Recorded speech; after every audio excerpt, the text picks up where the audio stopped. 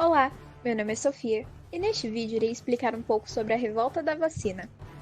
Bom, a Revolta da Vacina foi uma rebelião de caráter popular que ocorreu em novembro de 1904, no Rio de Janeiro, capital federal da época. Seu fundamento foi a insatisfação da população com a campanha de vacinação obrigatória contra a varíola, estabelecida pelo sanitarista Oswaldo Cruz, além do descontentamento com os serviços públicos prestados. O grande problema de fato foi a campanha ter sido realizada de maneira autoritária, com casas sendo invadidas e vasculhadas e não havendo uma conscientização sobre a importância da vacina e da higiene para a população. Além disso, mostrar o braço para tomar a vacina era considerado imoral, pela vestimenta comum da época cobrir todo o corpo. E desta forma ocorreu o início da Revolta da Vacina. Para a contextualização histórica, no Rio de Janeiro, um grande crescimento populacional começava-se a existir. Cerca de 800 mil habitantes ocupavam todo o território carioca. Com a virada do século XIX para o século XX, atrelada a um contexto de movimentos de abolição da escravatura e do fim do regimento monárquico, o crescimento urbano acontecia de maneira rápida e desordenada. Com este crescimento populacional, a demanda por habitação crescia consideravelmente, de maneira que os donos dos casarões começaram a criar divisões em seus cômodos para construírem pequenos cubículos, onde estes eram alugados para famílias que chegavam. Daí o surgimento dos cortiços e pensões no início do século. Em função disso, as condições sanitárias e higiênicas começam a tornarem-se precárias. Assim, os locais ficam favoráveis ao surgimento e contágio de doenças e epidemias, e também à proliferação de vários roedores e mosquitos transmissores de doenças. Desta maneira, várias doenças começaram a serem transmitidas, havendo um contágio em toda a população. Doenças como peste bubônica, febre amarela, sarampo ou tuberculose escarlatina. Mas dentre estas, uma das doenças que teve um grande e principal contágio na região carioca foi a varíola. Quando o presidente Rodrigo Alves assumiu o governo em 1902, as ruas da cidade do Rio de Janeiro apresentavam uma situação sanitária precária, com o vírus da varíola se espalhando e a proliferação de ratos e mosquitos. Em seu mandato, foi decidido sanear e reurbanizar o Rio de Janeiro para torná-lo um reflexo do Brasil republicano moderno. Assim, a cidade passou por grandes mudanças: obras públicas, o alargamento de ruas e avenidas e o combate às doenças. Tendo o engenheiro Pereira Passos para prefeito e o médico Oswaldo Cruz para diretor da saúde pública, foram tomadas diferentes medidas para a reurbanização da cidade. O intuito central da campanha de saneamento era acabar com o lixo acumulado pelas ruas e combater os principais transmissores de doenças fatais, os mosquitos e os ratos. Como bota abaixo, a desapropriação e demolição de cortiços para a abertura de novos espaços que teve como consequência os aluguéis mais altos e camadas mais pobres desalojadas se mudando para longe do trabalho, nos morros, promovendo a construção de favelas. A varíola é uma doença infecciosa causada por uma de duas estirpes do vírus da varíola, varíola major e varíola menor. É uma das doenças mais temidas, sendo fatal em 30% dos casos. Seus sintomas incluem febre, fadiga, manchas pela pele e, em alguns casos, cegueira. Em 1904, houve uma grande epidemia de varíola no Rio de Janeiro, e não havia remédio para seu combate, somente a vacina. A varíola não é apenas a doença para a qual foi desenvolvida a primeira vacina, antes mesmo do desenvolvimento da microbiologia, mas também é a primeira que foi erradicada por meio de ações de saúde pública em escala mundial, afirma a epidemiologista Rita Barradas Barata, da Faculdade de Ciências Médicas da Santa Casa de São Paulo. O médico e cientista Oswaldo Gonçalves Cruz, nascido em São Luís do Paraitinga, São Paulo, em 5 de agosto de 1872, assumiu a direção do Instituto de Toxicologia e trabalhou a fim de ampliar suas atividades para além da fabricação do soro antipestoso. O jovem bacteriologista teve que empreender uma campanha sanitária de combate às principais doenças da capital federal, sendo elas a febre amarela, a peste bubônica e a varíola. Para isso, adotou métodos como o isolamento dos doentes, a notificação compulsória dos casos positivos, a captura dos vetores, mosquitos e ratos, e a desinfecção das moradias em áreas de foco.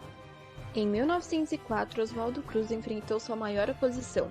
No meio de um devastador surto de varíola, o sanitarista convenceu o presidente Rodrigues Alves a decretar a vacinação obrigatória de toda a população.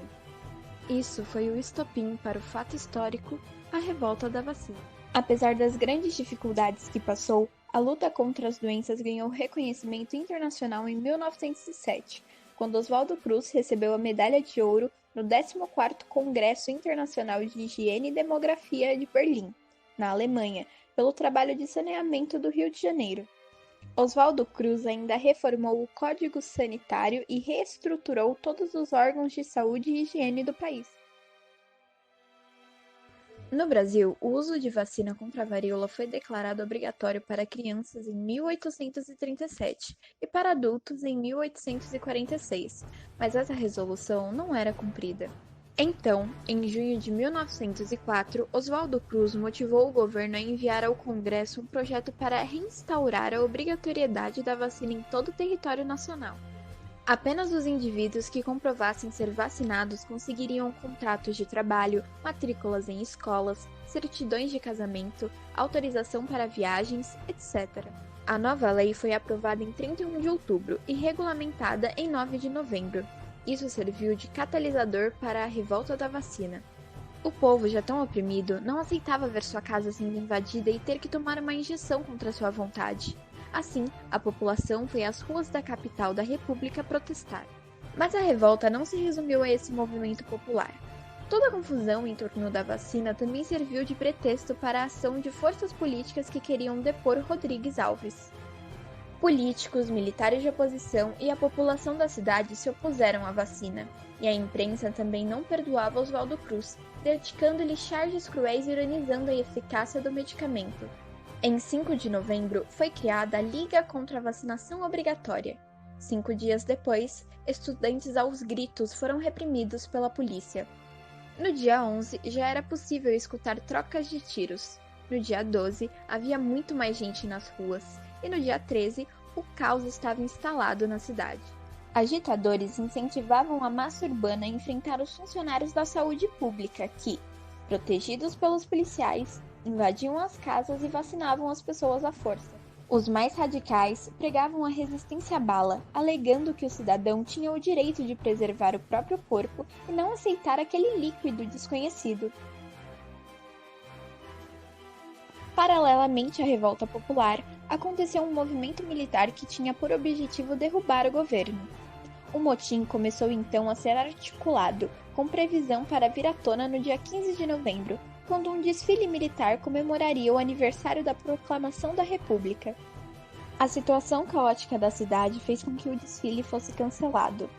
Ao saber da revolta da escola militar, no início da noite, o presidente Rodrigues Alves se reuniu com os ministros da Guerra, o Exército, a Marinha, a Polícia e os bombeiros foram acionados para fortalecer a segurança do palácio.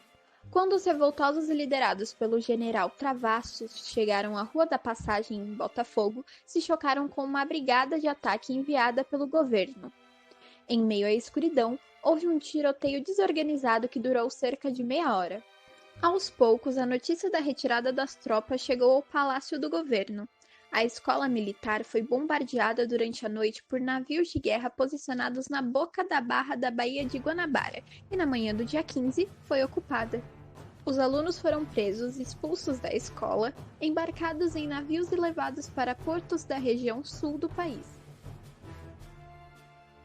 Após 6 dias desde o começo da revolta, a cidade do Rio de Janeiro se encontrava em um completo caos. As camadas populares saíram às ruas para enfrentar os agentes da saúde pública e a polícia. Diversos bondes e monumentos foram depredados, havia uma grande agitação provocada pelos revoltosos e o centro da cidade podia ser comparado com uma cena de guerra. No dia 16 de novembro, para restabelecer a ordem na capital do país, o exército, a marinha e a polícia foram para as ruas e repreenderam o conflito. A revolta foi sufocada com grande violência, deixando um saldo de 31 mortos, 110 feridos e 945 prisioneiros. A maioria dos prisioneiros foram enviados para o Acre, onde cumpriram a pena submetidos a trabalho forçado. Em 1908, uma nova e violenta epidemia de varíola elevou o número de óbitos na cidade e a população correu para ser vacinada. Com os bons resultados da vacina, a população começou a perder o receio e percebeu que a vacinação era a solução para erradicar a varíola. Então foi isso, pessoal. Muito obrigada pela atenção e até a próxima. Tchau!